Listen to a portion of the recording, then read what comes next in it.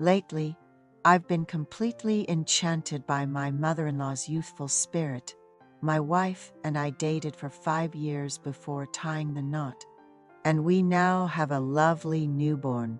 We live in a rural area, a few hours' drive from where I reside, so it's regrettable that we can only visit a few times a year. Our romance began in college, and I found her family to be incredibly welcoming from the start.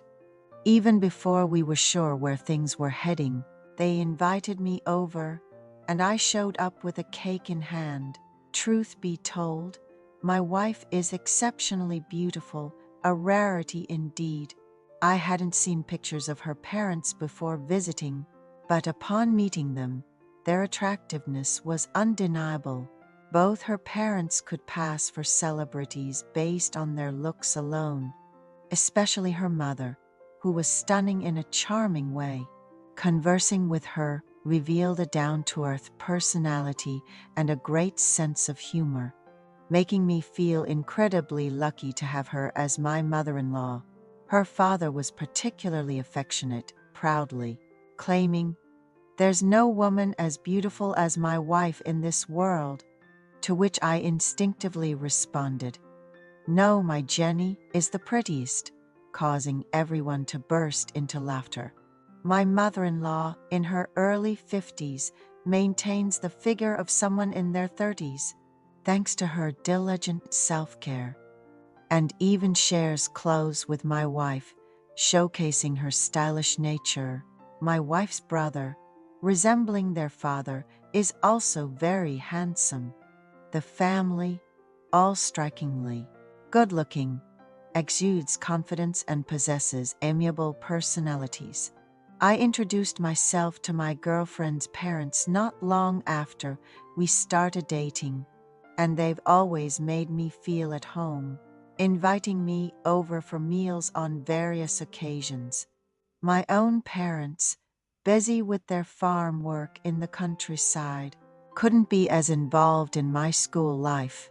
I found myself relying on my father-in-law, who had extensive experience in city life, for advice, especially when I was job hunting. When I landed a job, marriage discussions naturally followed. However, my father fell ill, leading to an expensive battle with his health. Although he intended to sell some land to help us start our married life, the sale was not immediate. Consequently, we began our married life at my in-laws' home. My father, a man of his word, promised to contact us as soon as the land was sold. My brother-in-law, a graduate student, was living independently near his university.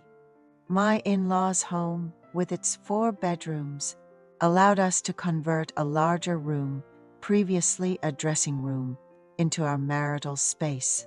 Thanks to their warm and welcoming nature, we've been very comfortable. One day, coming home early, I found my mother-in-law asleep on the couch in shorts, looking unbelievably youthful for her age. Thinking she was fast asleep, I carefully covered her with a thin blanket. After taking a quick shower, I was startled to find her standing outside the bathroom, having not brought a change of clothes with me, thinking she was still resting. When I saw the smile spread across my mother-in-law's face, any embarrassment was fleeting. She prepared dinner as usual that day. Out of the blue, she teased my wife, saying, "Take good care of your husband. Where would you find another man as kind and good-natured as him?" It was something I hadn't heard her say before. A few days later, my wife mentioned she would be going to a training center for new employees for 2 weeks. Around the same time, my father-in-law had to travel abroad for work. This meant I would be spending about a week alone with my mother-in-law. Since my father had recently visited the hospital and was much better, I felt more at ease. Over the weekend, she suggested we go on a date and see a very popular movie.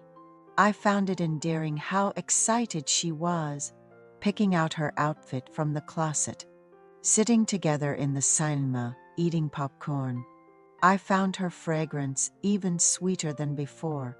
She enjoyed the movie date greatly, saying she and my father-in-law often went for walks, but rarely to the cinema, with no one else to cook for. She suggested we dine out, so we went to her favorite Italian restaurant. We ordered pizza, pasta, and salad, and she shared stories of her youth, the struggles of raising my wife, and how they started with almost nothing. Through wise investments, they managed to buy and sell houses, eventually securing a nice home and a small building for rent, preparing for retirement. Despite what seemed like a successful life, she confessed there was something she couldn't be grateful for. My father-in-law had once had an affair after my wife was born.